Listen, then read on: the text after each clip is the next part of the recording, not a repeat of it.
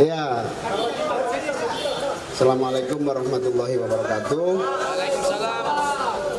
Hari ini saya membantu KPK untuk menuntaskan penyelesaian kasus korupsi di Kementerian Ketenagakerjaan dan Transmigrasi tahun 2012.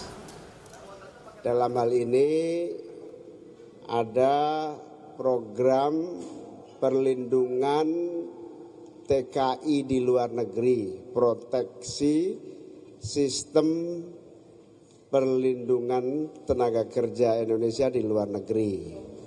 Sistem proteksi inilah yang menjadi kasus yang sedang diselidiki oleh KPK dengan tersangka mantan dirjen, mantan salah satu staf dirjen, dan salah seorang nggak tahu pengusaha atau apa gitu.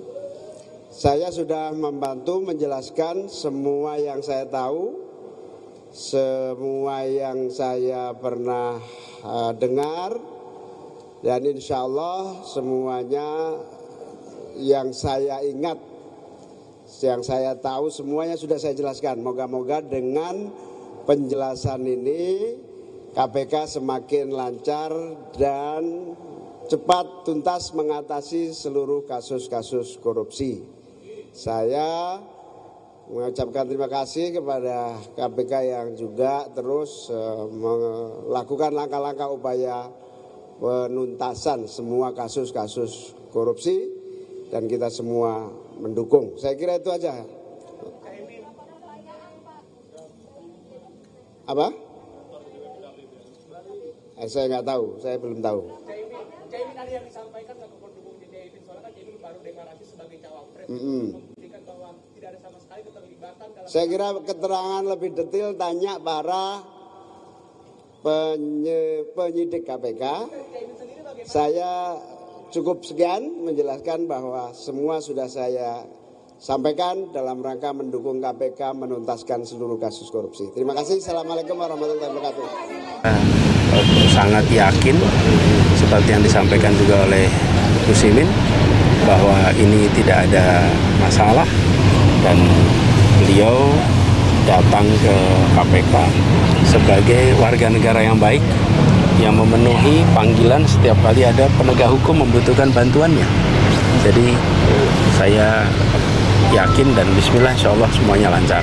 Dan saya juga percaya KPK akan menjalankan tugas dengan profesional. Hukum harus menjadi panglima, maka semua harus taat kepada hukum. Dalam konteks Caimin, sebetulnya kita kaget.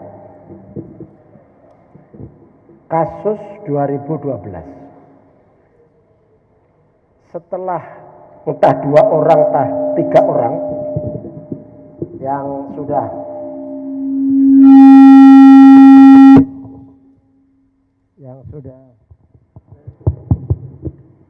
diproses dalam hukum.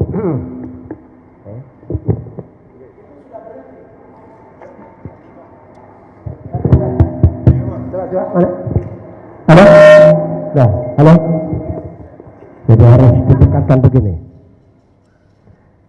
Enggak ada, sudah lama sepi, sudah lama enggak kelihatan, enggak ngapa-ngapain, ya kan? Selama berapa tahun? 2012? 11 tahun? 13 tahun? 11. 2012, 13, 14, 15, 16, 17, 18, 19, 20, 21, 22, 23. Itu 13 tahun. Enggak ada kelanjutan proses itu. Sudah enggak ada selesai. Tiba-tiba begitu Caimin dideklarasikan menjadi calon wakil presiden, tiba-tiba muncul dari KPK. Terus kita yang waras, yang sehat walafiat, masa mengikuti begitu saja pikiran dari KPK? Tentu ada pikiran yang berbeda. Ini ada apa ini? Ini betul proses hukum atau ini politik? KPK betul menjadi alat penegak hukum dalam konteks pemberantasan korupsi atau dia menjadi alat politik. Kalau ada masyarakat berasumsi seperti itu, jangan disalahkan karena dia melakukan ini di saat proses politik berjalan dan dia diam selama 13 tahun. Ini ya nggak masuk akal di sini. Ya. Dan ketika kita punya asumsi seperti itu, juga dibenarkan ada kasus-kasus sebelumnya juga terjadi. Anies Rashid Baswedan yang urusan Formula E jelas tidak ada masalah apa-apa,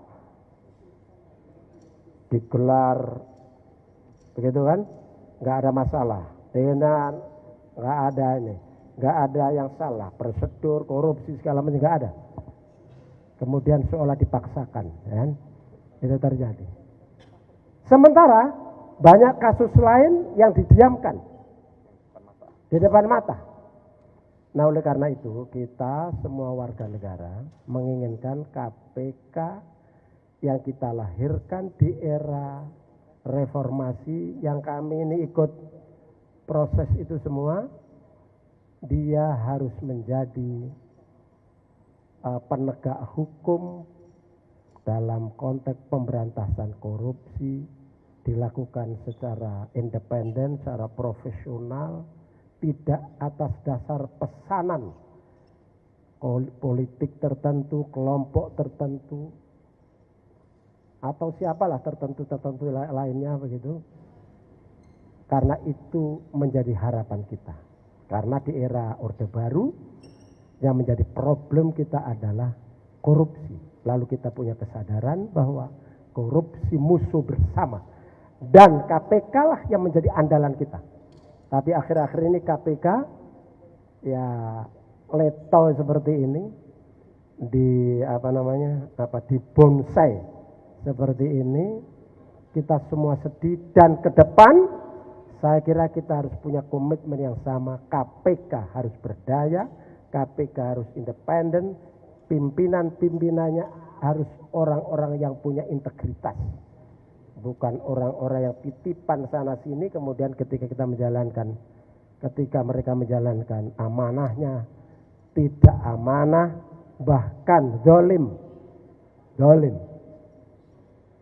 Di satu sisi dengan cara KPK seperti itu, kalau dia gunakan alat politik, dia memenggal warga negara yang kita anggap memiliki potensi untuk memimpin negeri ini hanya gara-gara orang tertentu, kemudian menggunakan alat KPK, dia dipenggal dari situ. Kita sedih. Itu kerugian bangsa dan negara. Saya kira begitu. Saya doakan agar beliau bisa menghadapi proses pemeriksaan KPK dengan baik. Nah, saya rasa beliau orang yang patuh hukum, dan tentunya kita menghargai bahwa beliau mau mengikuti mekanisme hukum yang berlaku.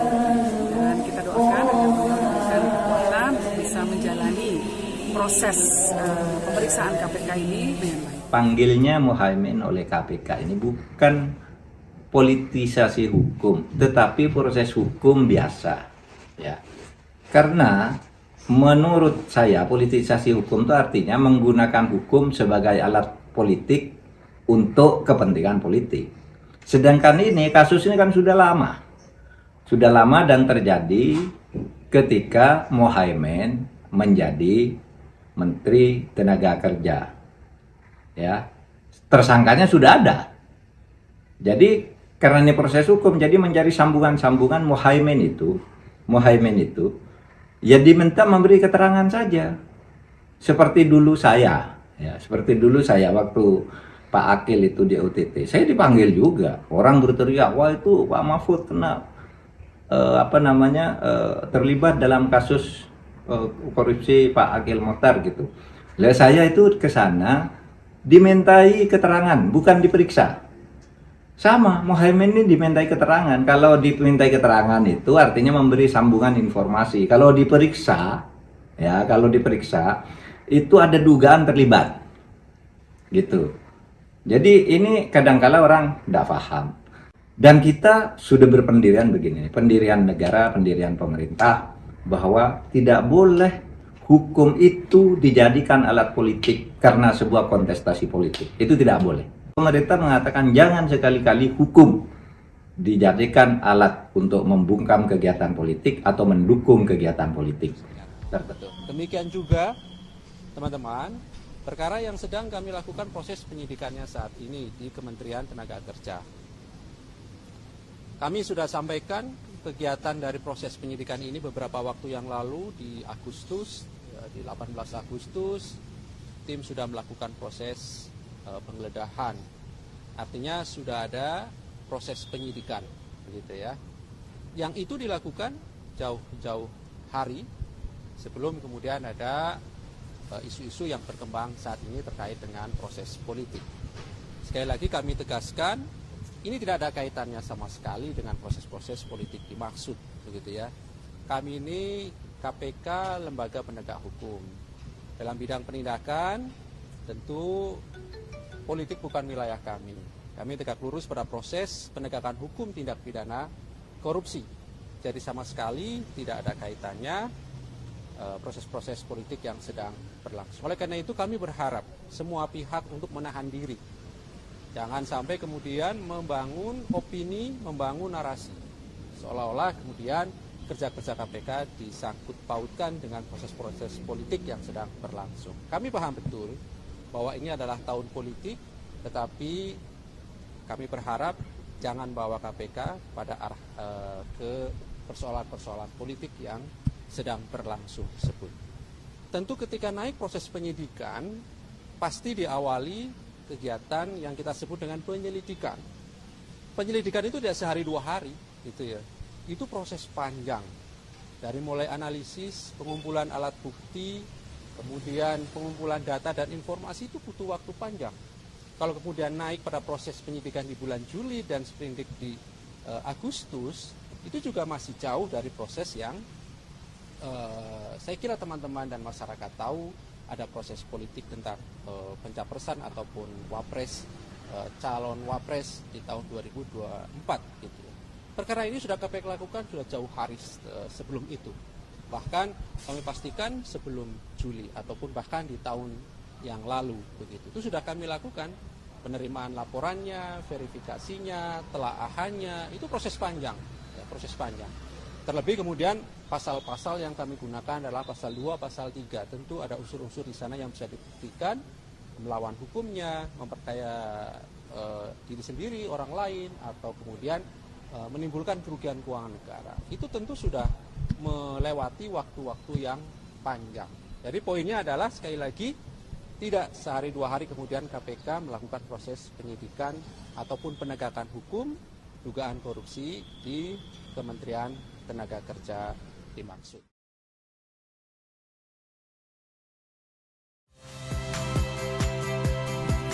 Saya Yasir Neneama. Saksikan program-program Kompas TV melalui siaran digital, pay TV, dan media streaming lainnya. Kompas TV, independen, terpercaya.